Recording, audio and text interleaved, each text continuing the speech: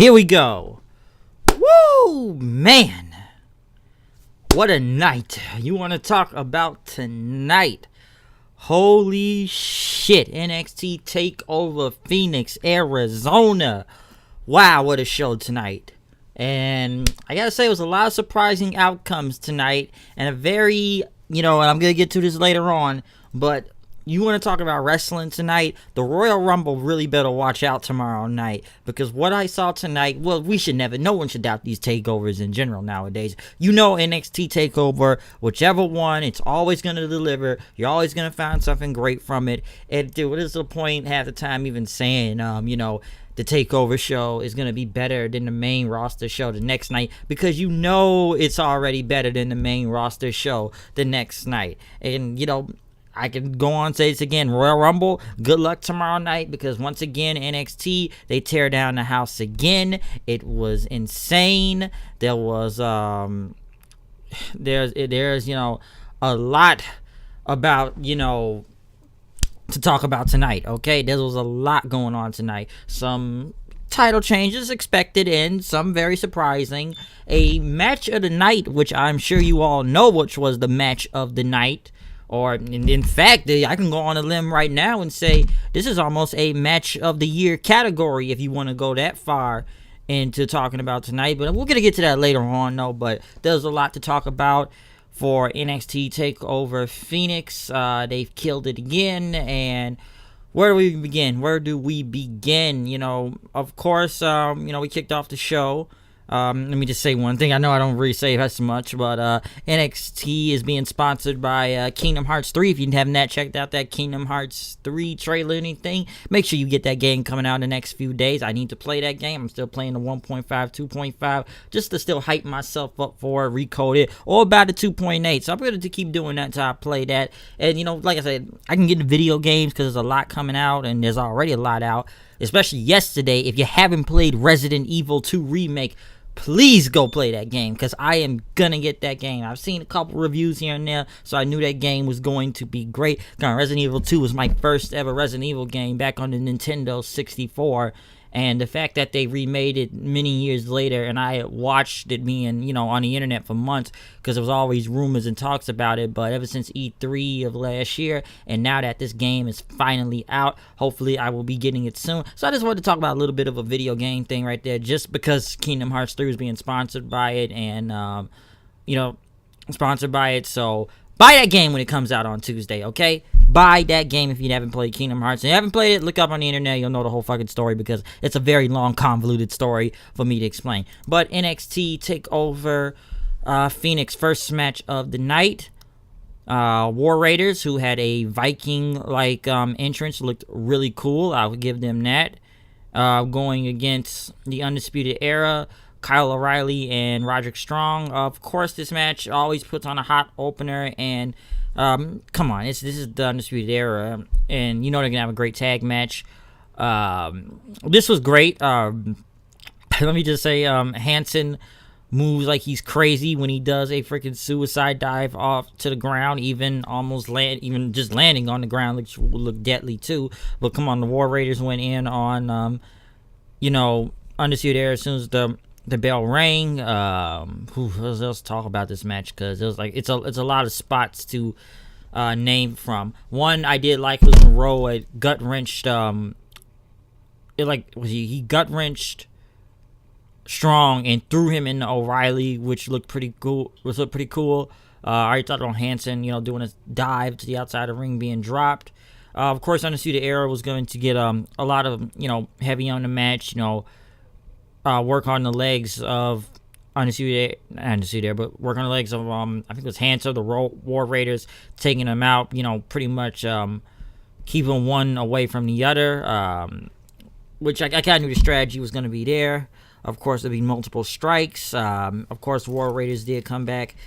Of course, later on, taking them out. Hansen with a fucking corkscrew, which still looks cool, and not a corkscrew, but he did a freaking cartwheel, dodging one of the Undisputed Era, and O'Reilly pretty much hitting Strong with like a it was a face wash into the turnbuckle, Hanson came back with a Bronco Buster, but Strong was able to pretty much come back with a lariat then, a lariat to the ground. O'Reilly came off the top rope with a big knee to the ground which looked pretty cool.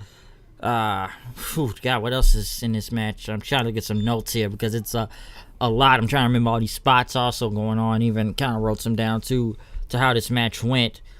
But after I think it was a double stomp. Dude, one thing let me say, Hanson did a freaking splash off the top rope into O'Reilly. That looked deadly, okay? That looked very deadly, a guy that size landing on you. Of course, the "This is awesome" chant had happened and went down then.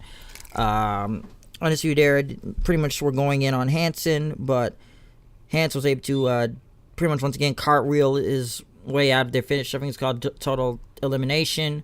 Hanson then pretty much did a handspring off the ropes into a double elbow on both the Undisputed Era. Pretty much Rowe picked up, which this is still look pretty cool at the same time too. Undisputed Era, Rowe had won a fallaway slam, and Hanson, I think he picked up O'Reilly and then put him on Rowe into a powerbomb, pretty much taking both guys down. War Raiders pretty much, I'm trying not to say War Machine by the way too, but War Raiders hit him with the fallout for the win. So great match to open off the show. War Raiders are really gonna win. I didn't really think Undisputed Era was actually going to retain here after they were kicking out of Undisputed Era's finishers anyways for several times. That I figured War Machine here. War Raiders were going to pick up the win.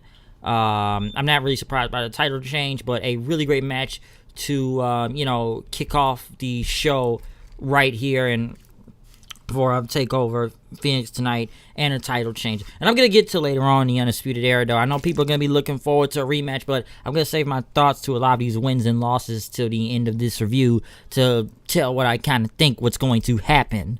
But pretty much after that match, we then went to Cassius Ohno versus Matt Riddle. I will say this was almost like a hard match to follow after the tag team match, but this was a good match, though. I will say that. The crowd was into it.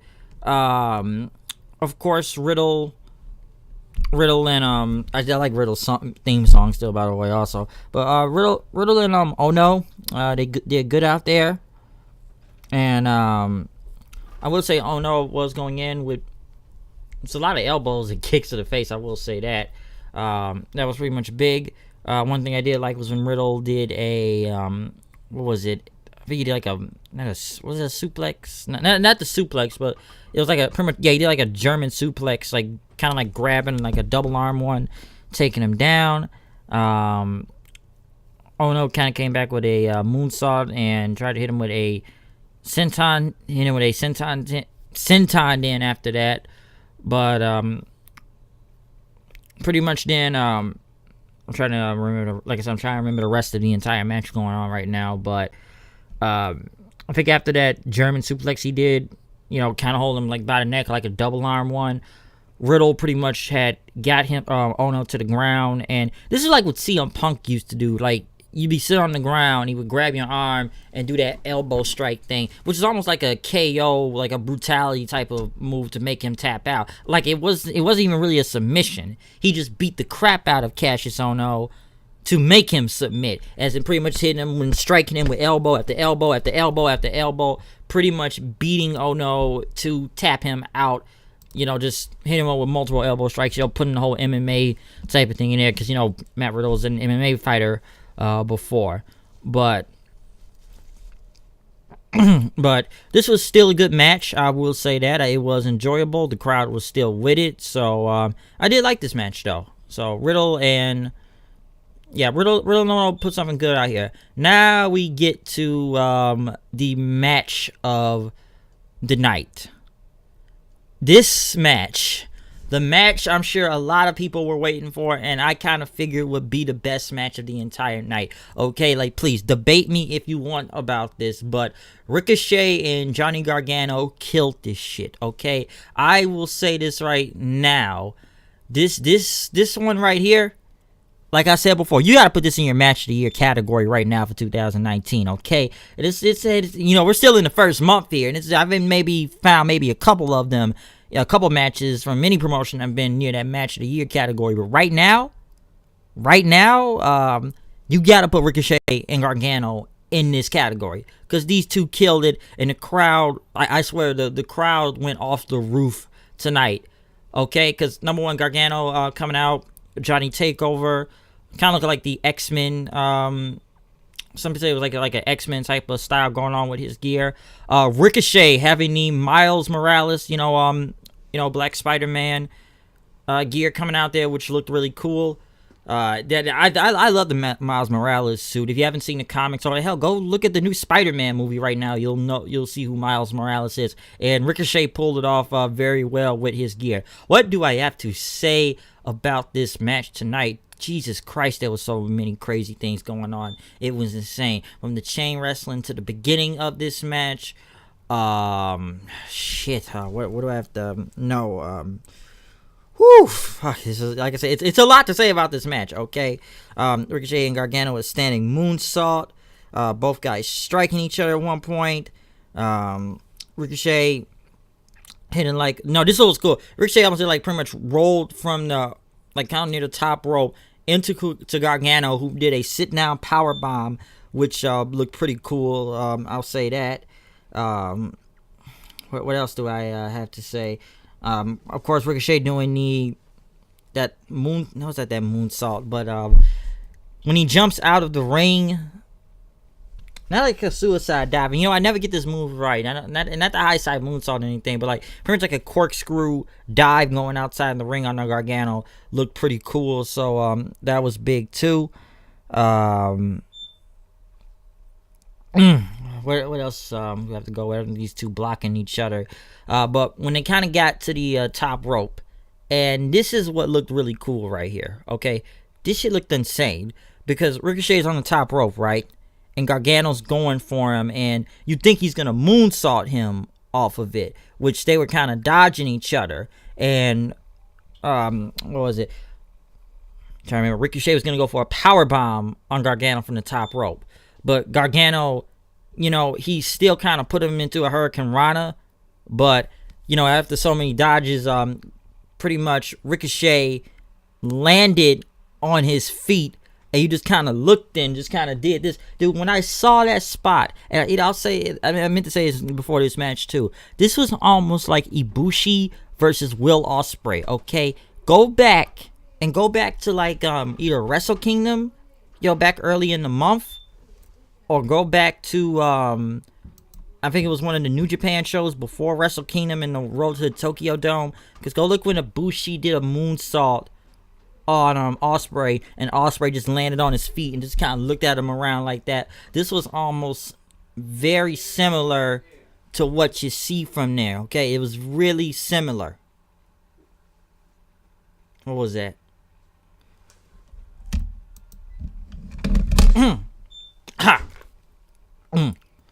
Yeah, but it looked really similar to what you kind of saw from Wrestle Kingdom to what you saw right now with Ricochet, not Wrestle Kingdom, but Road to Tokyo Dome. But like I say, compare those clips, and you will see what I mean. Just compare them. You don't believe me? Go look it up. I promise you, it's very similar to that move.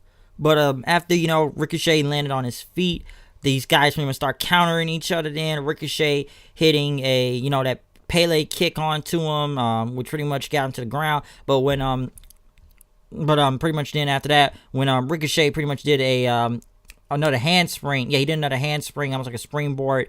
Yeah, he springboard, and I guess was gonna go into Gargano, but Gargano caught him, hit him with a Russian leg sweep, and then put him into the Gargano escape. That looked cool, and like I said, the crowd goes nuts. People start chanting NXT. Then after that, Ricochet pretty much then got Gargano. Well, he went back for Gargano again, but Gargano pretty much went outside, to the ring, and, Ricochet, you knew what he was kind of going to do. Ricochet pretty much runs towards the, the top rope, and pretty much with a freaking top con hilo over the turnbuckle, and then throws him back into the ring, pretty much does a springboard 450 into Gargano. Gargano kicks out then. Ricochet then went for the shooting star. He then went to the shooting star then off the top rope, but Gargano pretty much rolled him into a roll up. Gargano was gonna hit him with the pretty much the DIY kick then, but with the DIY kick, Ricochet pretty much goes outside the ring then, and then Ricochet pretty much then caught Gargano, which this looked freaking cool. Okay, this is one of the sickest moves of the night. Gargano, he does a suicide dive into Ricochet. Ricochet catches him like this, and it looked cool as hell. But he catches him like this, and Gargano pretty much dodges it, flips him over, hits him with a reverse Franken driver, spikes him into the ground, which looked insane. Throws him back of the ring, slingshot DDT, great freaking near fall, just looks insane. But then Gargano thought. He just looked at the concrete floor and then pulls up the concrete floor. And then this is where the darkness of some people say Johnny Gargano is still coming in. He's turning more and more and more into the dark side. And he's got the concrete floor out there. And he was going to DDT. He looked like he was going to DDT Ricochet into it. But it didn't go down after the referee kept telling him, you better not do it. And warning him. Ricochet pretty much counted him, got him back into the ring. He pretty much didn't put Gargano in the Gargano escape then, but Gargano got to the ropes. Gargano pretty much then pushed Ricochet into the ring post then, and then he but brain busted him into the concrete floor, and you just see the sick smile in Gargano's face. Throws Ricochet back in, slingshot DDT again, and pretty much won the match. It became the new champion. So, hey, that was surprising. Because in my predictions, like me and my friend did this, but I predicted Ricochet was going to win this match. But how wrong was I right here? Okay? How wrong was I right here about this? Okay? I did not expect the Gargano to win. Okay? I did not expect that to go down. But this match here was fucking insane. Like I said, this is either match of the night or you put it right now as a match of the year category. Okay, and you can tell more and more to telling the story with Gargano, slowly and slowly going into the dark side as he used the whole concrete floor thing, taking a little page from Tommaso Ciampa's book right now. And I'm gonna get to more about DIY when we get to pretty much into the end of the show, but what do I have to say about this match? Whoever had to follow this match, good luck to you. And you knew the women's match was going to follow it because that was the next title match. And I said they could have a really tough one because, and don't get me wrong, like the last two matches were still good, but there was no beating this. Okay, this took the crowd's life away. All right, like the crowd was just. This was probably like the hottest match of the night. They were just super hyped for this match. They were going insane out there. No one could be controlled throughout this. Okay, and just the atmosphere of it was just insane. So that's what I said. That's when I said, good luck to anyone that has to follow this match because it is not gonna be easy for you, okay? And yes, it was Shayna Baszler versus Bianca Belair for the NXT Women's Championship. I did like this match. I would say it was a good match, don't get me wrong. And I feel like into the near end of the match, I think that's where the crowd was really getting into and the match got better. Because, like I said, what was it? Baszler kept calling Bianca overrated at one point. Excuse me. Yeah, kept calling overrated at one point, but pretty much coming into the match, I think Baszler had got her into a chicken wing, pretty much trying to use submission holds to take down Belair at a point in time in the ring. Pretty much tried to cut her back into the sleeper hold, but Belair was still trying to kick out. And the story I guess they were trying to tell was I would say a title versus streak thing because Bianca Belair was still undefeated, before going into this match. Belair pretty much then, yelled overrated Baszler. And, people forget this is almost like a heel versus heel match. Let me kind of point this out too. This is literally heel versus heel. But, someone pointed out to me, maybe it's just that, Bianca's more confident in her match than being a heel. But when I looked at it, I was like, this is a heel versus heel, isn't it? Okay? And, like I said, the match going through, Belair was trying to go for a splash. Baszler put the knees up. Baszler pretty much hit Belair with a jumping high knee. Pretty much try to go for a pinfall then. Belair, pretty much, I think Baszler was still going in on her. It was about to charge into Belair, but Belair used her hair as a weapon, pretty much hitting Baszler in the gut with it, which you could see there was an open cut, so you could hear that smack real hard. And like I said, pretty much left pretty much of a little bit of a scar right there, a big cut to take down Baszler. Next thing you know, I think what was it? Bianca was going for that. Was it like not the chicken wing, but it was like it was always like about to look like the glam slam at one point. You know, pretty much a double arm in the air, but Belair dodged it. Like I said, Baszler dodged it, and Belair ran into the referee then. So we had a ref bump, and then this is where I was starting to think, here we go, overbooking in this match.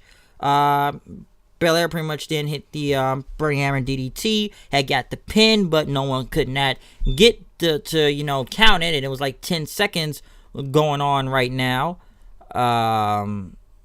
It was going over for about 10 seconds at that point. Next thing you know, Marina Shafir and Jessamine Duke came out. Belair pretty much took both of them down then. I kind of expected them to come out anyways. Belair pretty much hit the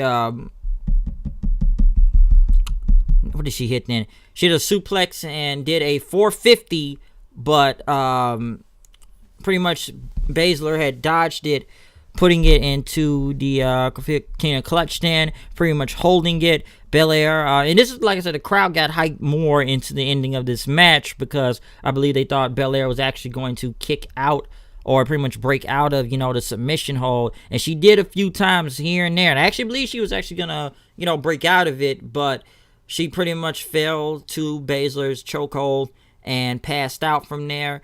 I will say this. I actually expected Belair to win this match.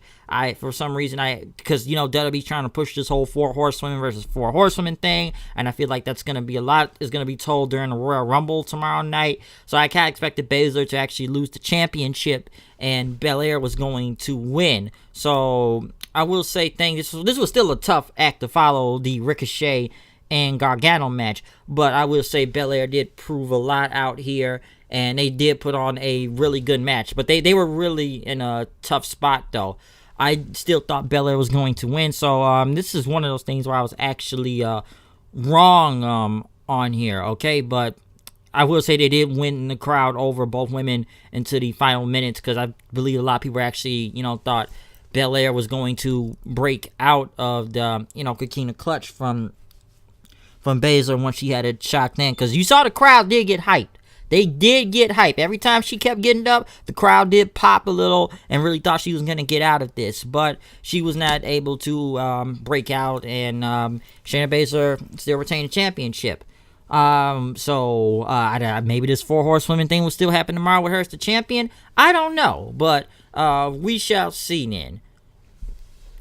If they win or whenever they do this whole 4 horsewomen battle. But as we move into the main event of the night, let me just say one thing.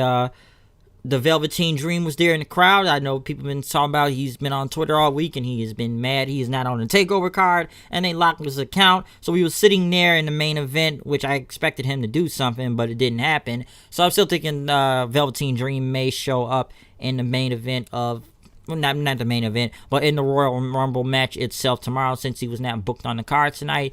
But Tommaso Ciampa versus Aleister Black for the NXT Championship. This was a good match. Both guys pretty much the collar and elbow, going into the outside of the ring, going in hard at each other. Ciampa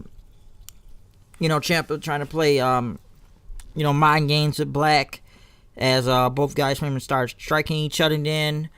Black was able to pretty much take Ciampa down, going out with a dive then, and hitting with a combination, one of those combination kicks, and combination hits going down, but Ciampa pretty much went to the outside of the ring then, as Black went after him, but Ciampa started focusing on his leg. This was kind of like the story of the match. What was going on, a lot of aggression and pain, as we'll say, was going on here, because that was the main target for Black, was focusing on Black's leg, as Ciampa went in on him, pretty much hitting him with a suplex into the steel steps. That looked pretty brutal, because of both of his legs hitting, his legs hitting the steps, kind of damaging, Black's bad leg right there. pretty much then after that, as he still focused on his leg, pretty much, taking away from the Black Mass. Ciampa had him on the second rope then, and pretty much jumped into his knee after that. Pretty much trapping it again, but pretty much hit him with a running knee also. Excuse me, and even also wrapping it around the ring post. Pretty much hit Black with a suplex on the Spanish announce table, and then of course he's got to do his. I love the clapping thing. I always like the clapping thing. He got some water, then start drinking it. Which in my first match I thought he was just gonna spit some water at Black, but Black pretty much hit him with a roundhouse kick, knocking the water and spitting, all the water falling out of Ciampa's mouth. Then Black was able to pretty much somewhat get him back in control, but he was still worried about that leg and everything, even almost slipping at one point on the water. I think later in the match though. But of course he hit a lot of strikes on him. Ciampa tried to go for Project Ciampa, but Black got out of it. Ciampa dodged the Black Mass then. Black pretty much, got him. Once again, it was a lot of dodges throughout this match. I couldn't keep up at one point. But he was able to take Ciampa down with a suplex then. But like I said before, Ciampa pretty much was countering Black and had him in a half crab, not focusing on Black's leg. Okay? But Black was pretty much was able to get out of it then. Of course, he hits his whole was gonna go for that whole triangle moonsault thing, but could not get it going. And he pretty much ran into the steps, if I'm not mistaken. But Ciampa pretty much then had him there, and he was gonna do the Black Mass himself, kind of imitating it. But Black went back in on him. They started hitting each other with high knees after that. Black was down. Ciampa was still going and everything, standing, but he was about to fall down then. He tried to get a roll-up, which they had several roll-up attempts then. He tried to get him, but Black took him down. Took him down with a bunch of kicks. Ciampa hit a big lariat then after that. Have to see that in a second, but Black then Black pretty much dodged him because Ciampa's got to go for the drop kick. Black hit him with a double stomp after that. Again, went for a brain buster. Pretty much a count out, 2 count then after that. He hit the triangle moonsault then to the outside of the ring. He almost slipped on the water, but once he got in the ring, Ciampa hit him with what did he hit him with? The fairy tale ending. Yeah, I forget his finisher name sometime, but the fairy tale ending then after that. But then since it was a 2 count, Ciampa was once again DIY, deja vu here, picking up the concrete floor, taking off the padding off to the ground in. Fans start chanting DIY. Black was able to pretty much run into Ciampa, then to the outside of the ring, got him back inside of the back inside of the ring, hit him with a Black Mass, but Ciampa pretty much rolls on his stomach, so Black could not get the count. So smart psychology right there, I'll give him that. Pretty much laying on his stomach. And Black was pretty much desperate to try and get him up. He was trying to go for another Black Mass, but Ciampa tried to use the referee as a shield. Was gonna hit him with a nut shot, but Black dodged it then again. Ciampa hit him with a DDT. He then hit him with a fairy tale ending, but it was pretty much for a 2 count. Ciampa was about to go for pretty much hit him with a second one, but Black still kicked out. He pretty much hit Ciampa with a knee. Was gonna go for one more Black Mass, for a desperation Black Mass, but his knee pretty much.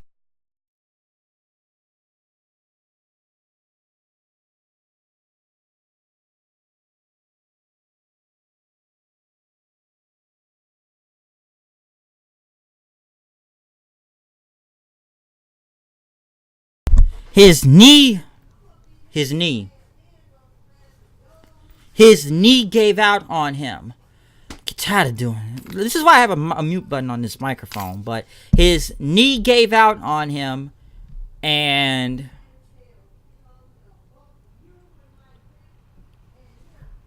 what was his knee gave out on him?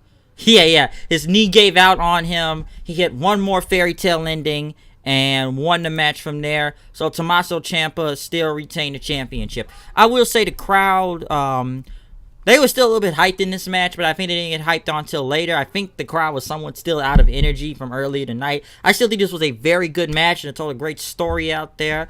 I will say that. But I never really believed Tommaso Ciampa was going to lose the championship. They even also said Black is now 7-1 in takeovers because he was 7-0 at first on, multiple NXT Takeover matches. But I kind of believe Ciampa was going to win. And by the way, he beat him clean, too. Can't really say he nutshot him because that's usually what happens a lot. Of course, Ciampa's going to use any type of heel tactic, but, Black was dodging most of those heel tactics and everything. And, Ciampa won clean. He won clean in a way when you think about it. But pretty much as Ciampa, held his title up, he pretty much went to the stage. He held up the belt. But next thing you know, and, this is what kind of got me right here. When Gargano, not when Gargano, but as soon as you see that ending graphic with Ciampa holding up the title, for some reason I was going to say, Johnny Gargano's going to come from behind him and knock him with some weapon. But he came out there and he stood side by side with Ciampa as they both held their championships up for, DIY and everything, holding up their titles together. But pretty much I'm sure DIY, they may team up together soon, or they're gonna face each other at some takeover, and both belts will be on the line. I will say that. So very interesting to have DIY close the show together, both of them as champions, as we'll see where both of these titles are really gonna go on from here. But like I said, Ciampa, he got a clean win.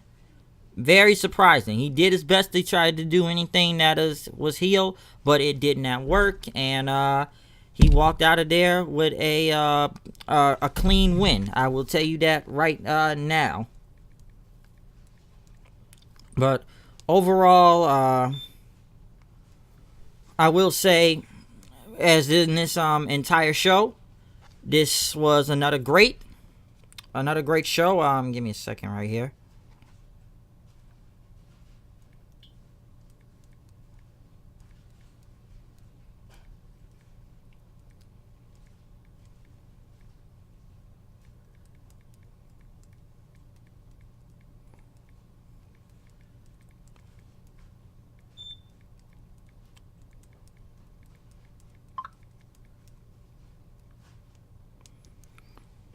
Like I said, overall, this was still another great show. Takeover, listen, like I said, it's hard to say anything bad about these takeovers.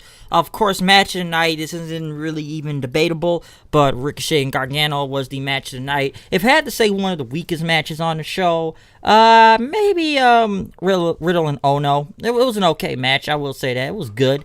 It wasn't going to be the best thing, but it was really good. I will say that. Excuse me. But overall, once again, it was a great show. I can't really say anything bad about it, okay? Even if it was a weak match, it was still a good match. Like I said, the strongest match out of this show was Ricochet and like I said, Ricochet and Gargano, who had the match of the night. We got to see some title changes. The tag team match was really great. The main event was a really good match. Baszler and Belair had a tough act to follow, but they still put on a really good match, even though I felt it was a little bit overbooked with the run-ins and ref bumps, but it was still a good match, and they proved something out there.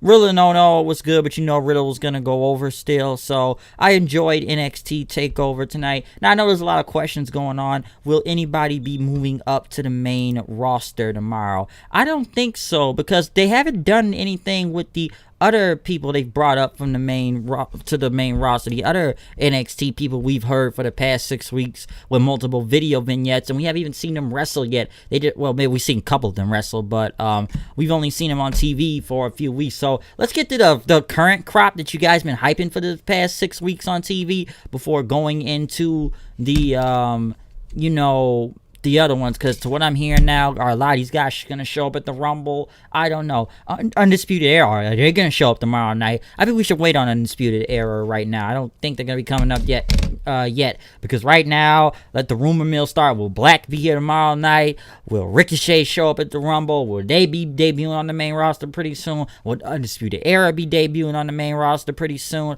I don't know, and I don't think they will, okay? Until maybe after Mania time, you know, maybe the night after WrestleMania, okay, but right now, for Rumble weekend, I'd be surprised if any of them showed up tomorrow. Let's get through the current crop of people that they just brought up, the rest of the 6 people in, you know, from NXT, the second tier guys they brought up. Let's see how they do first before you bring in the top stars, okay? Like, seriously now, all right? Because I don't really think anyone may be moving up tonight. I may see some rematches the next takeover or, you know, on NXT, but right now, they're not going to get brought up. I don't believe that. If they make a Rumble appearance tomorrow, okay. But maybe even after the Rumble appearance, they'll probably be back on NXT by Wednesday, okay? So we shall see from that. But it was overall NXT TakeOver. Once again, great freaking show. You can't never say really any of these things are bad.